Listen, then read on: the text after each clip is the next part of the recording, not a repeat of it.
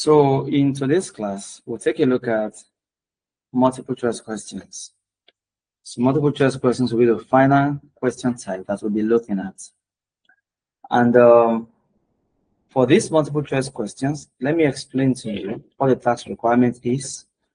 That is what the question wants from you. And before I explain to you a few steps to take to answer them, which we call strategies. Okay, so for multiple choice questions, what will happen is they will give you a passage, of course, as always, like this passage you have on the screen, for example, and they will also give you some questions that are based on the passage. So you have this, what do you learn about that in the first paragraph? So this is a question. In the second paragraph, the venue recommends that people should, that's another question. Now, what usually happens is when they give you a question like this, when they give you a question stem, they can give you 4 options. Like you have here option A, B, C, D. All right, give you 4 options. So they will require you to choose one correct option out of the 4. Now, when they give you a question, all right, give you 4 options for you to choose one from, that's called multiple choice question with a single answer. Now, whenever they give you 4 options, they will require you to pick only one. All right, like in a case like this, for example, they said, in the second paragraph, the venue recommends that people should. So there are also 4 options here, and you are picking an option here. But there are times that they will give you 7 options. All right. In short, before I talk about the 7 options, there are times that they'll give you 5 options, A, B, C, D, E. But when they give you 5 options like that, they will require you to pick 2 correct options out of the 5. And there are times when they will give you 7 options. But once they give you 7 options, they require you to pick 3 correct ones. So I'm saying that when it comes to multiple choice questions, this is how it goes. Number 1, they can give you excuse me, please. So they can give you 4 options and require you to pick one correct one out of the 4. There are times that they can give you 5 options. Once they give you 5 options, they want you to pick 2 correct ones out of the 5. So once you see option A, B, C, D, E, you are picking 2 correct ones. And finally, there are times that they will give you 7 options, A to G, and once that happens, they want you to pick 3 correct ones. But irrespective of the number of correct options that you are choosing, whether 1 or 2 or 3, the strategies for dealing with multiple choice questions are about the same thing. So let's go into the discussion of what strategies are. So you can have strategies for multiple choice questions. So strategies for multiple choice questions. Okay. Strategies for multiple choice questions. So let's take a look at the strategies. All right, now the first thing, the first strategy that you adopt multiple choice question is that you read the question. All right, you read the question, you take note of the keywords in the question. Read the question and note the keywords in it. All right, so you note the question and you read the question, you know the keywords in it. But when it comes to multiple choice questions like this, there are 2 possible types of keywords that you have to pay attention to. You have to pay attention to keywords, all right, that will tell you where you are supposed to read in the passage, all right.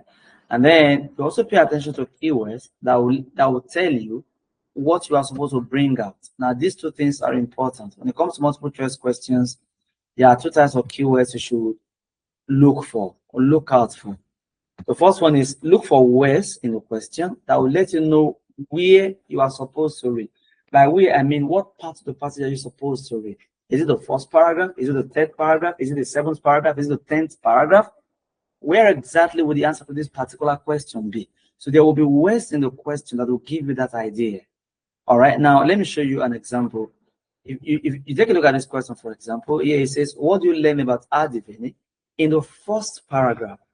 So once you read this question, it dawns on you that the focus of this question is on first paragraph. So this first paragraph, this expression first paragraph, it lets you know that where you should read to get the answer to this question is this part, the first paragraph. So that means to answer this question, you don't have to read the 2nd paragraph or the 4th paragraph or the 7th paragraph, the first one. So this expression lets you know where the answer is. Okay, and then if you take a look at question 28, the same thing you notice. They said in the 2nd paragraph, the venue recommends that people should, And so here, here they say in the second paragraph. So this second paragraph, it lets you know where you are supposed to read to bring out the answer in the passage. So, or that one keyword that you need to look for. But to be honest, you can see here something like first paragraph, second paragraph. At times we'll see third paragraph. At times we'll see sixth paragraph, final paragraph. The truth remains that you don't always see these expressions in the question. So it's not every time you see first paragraph, second paragraph, third paragraph, okay? Now, it can happen that you will see a question. The question will not have anything like first paragraph, third paragraph, second paragraph. Like this one you see here, for example. So here it says, which three of the following does the writer highlight when discussing the lifestyle of our Paleolithic ancestors? I told you before, so when you have a 7-option question like this, you're picking 3 correct ones. That's why you have, or which 3 of the following does the writer highlight when discussing the lifestyle of Paleolithic ancestors? But when you read this question, you don't see anything like first paragraph, second paragraph, third paragraph, nothing like that.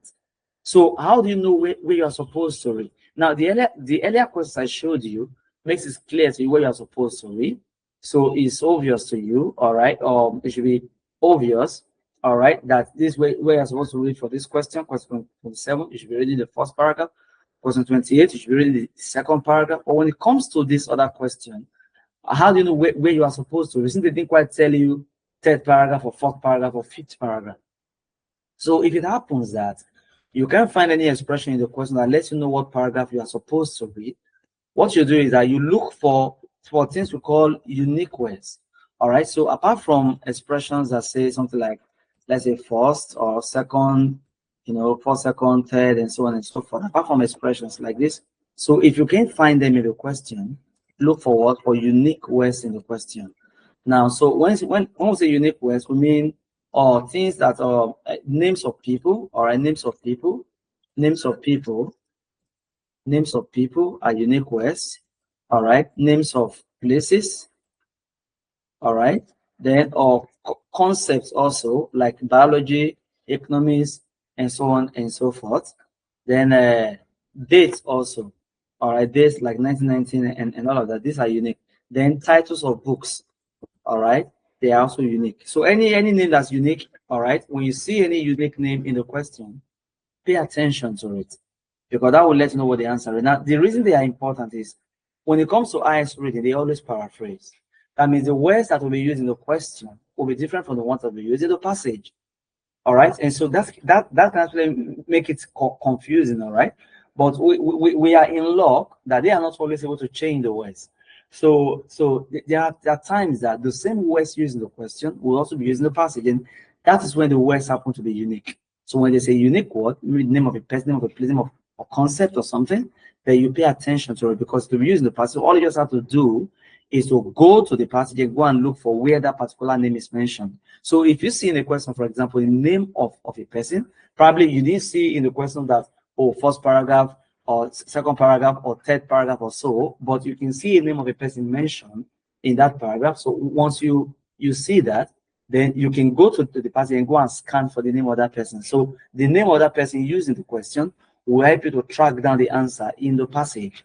Okay, so when you want to decide on where you are supposed to read to answer a multiple choice question, think about words like first, second, third. All right, so these words are called cardinal numbers, by the way. So once you see these cardinals, first, second, fifth, seventh, all right, know that, or they can help you to locate the answer in the passage.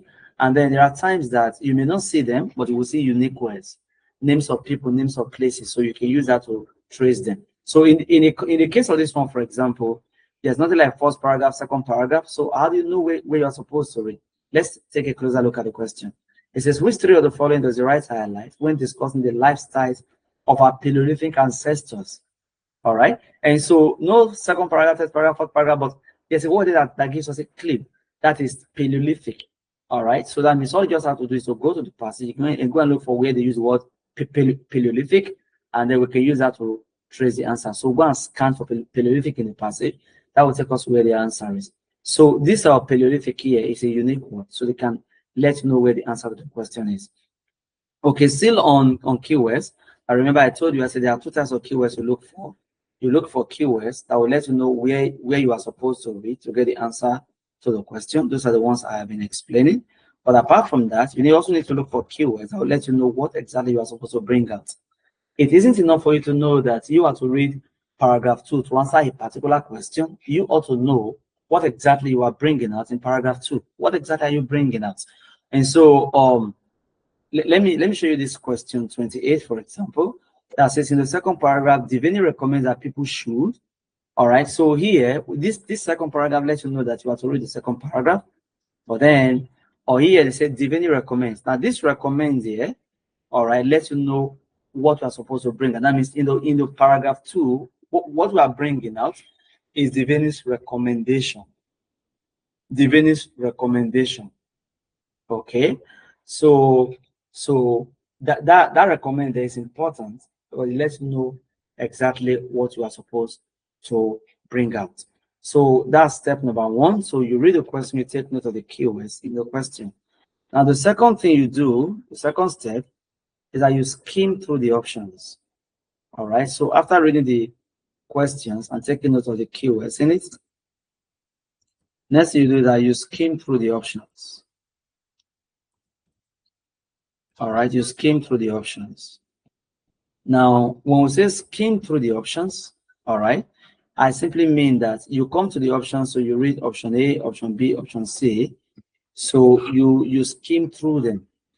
So you read option A and then read option B, you read option C, you read option D, just to get yourself, just to familiarize yourself with them. All right, so you familiarize yourself with them. So that's skimming through the options. And then step number 3 is read the relevant parts of the passage. Read the relevant parts of the passage. Okay, now observe that I didn't say read the part. The part of the passage that is relevant will vary from question to another, will vary from one question to one question. All right, in the case of question 27, for example, the relevant part of the passage is paragraph A. Oh, sorry, is the first paragraph. Okay, for paragraph 1. Okay, but in the case of question number 28, the relevant part of the passage is the second paragraph. Okay, and for this question 20, the term Paleolithic, all right, is used. So the question, like I said, the keywords to the question will let you know where you are supposed to read. So you go to the passage and go and read exactly where you are supposed to read. So you read the relevant part of the passage. Then step number 4 is that you come back,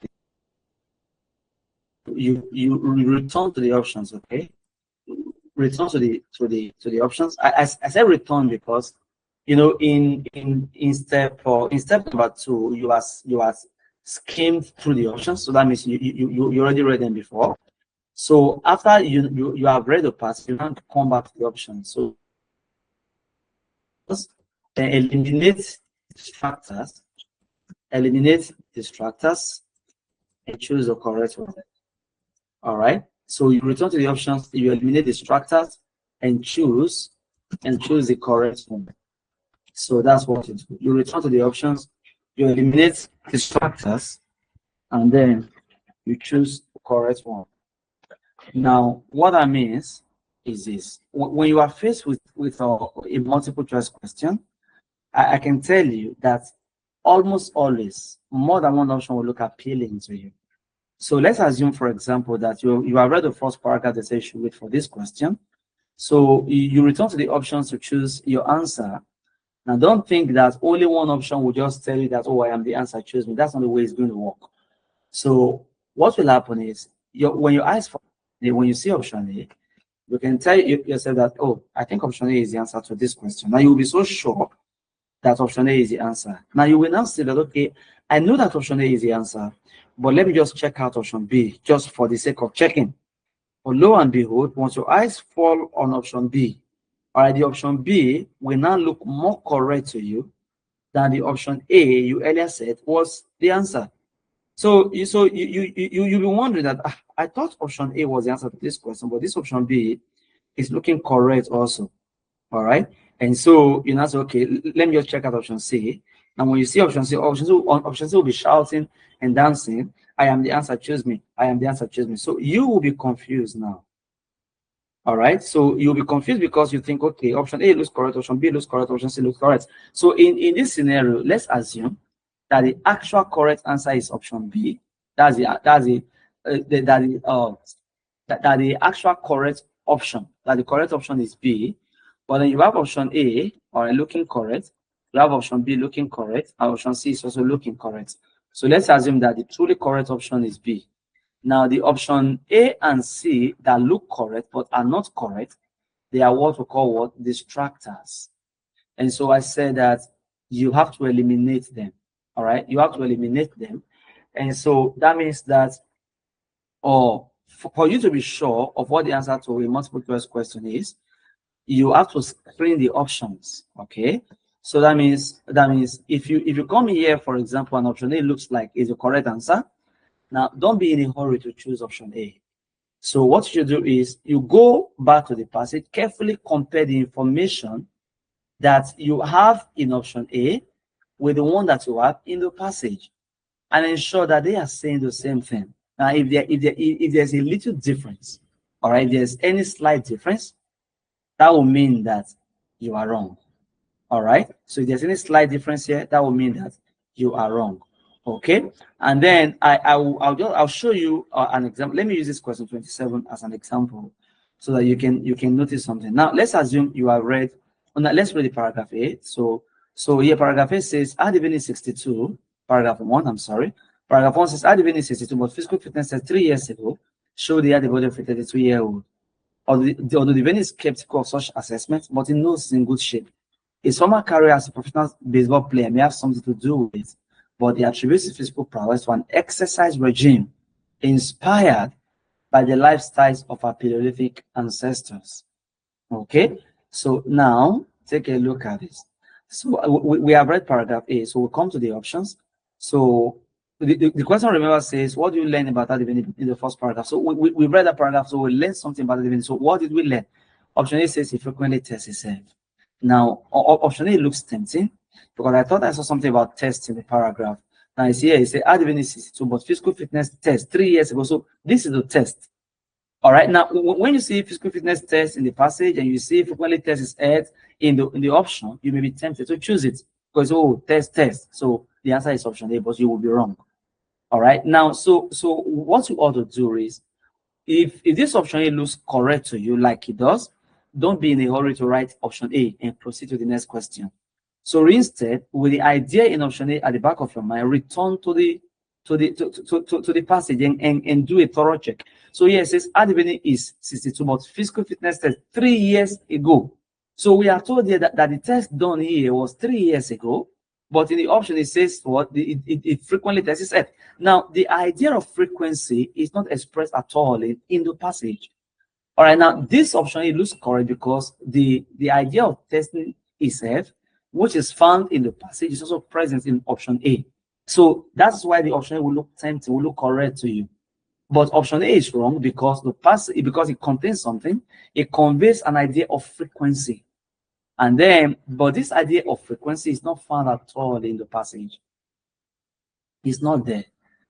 And so that is why the answer, all right, it will not be option A. So I'm showing you how to eliminate what distract. As I said, you have to carefully compare each of the options with the information that you have in the passage and ensure that they are saying the same thing.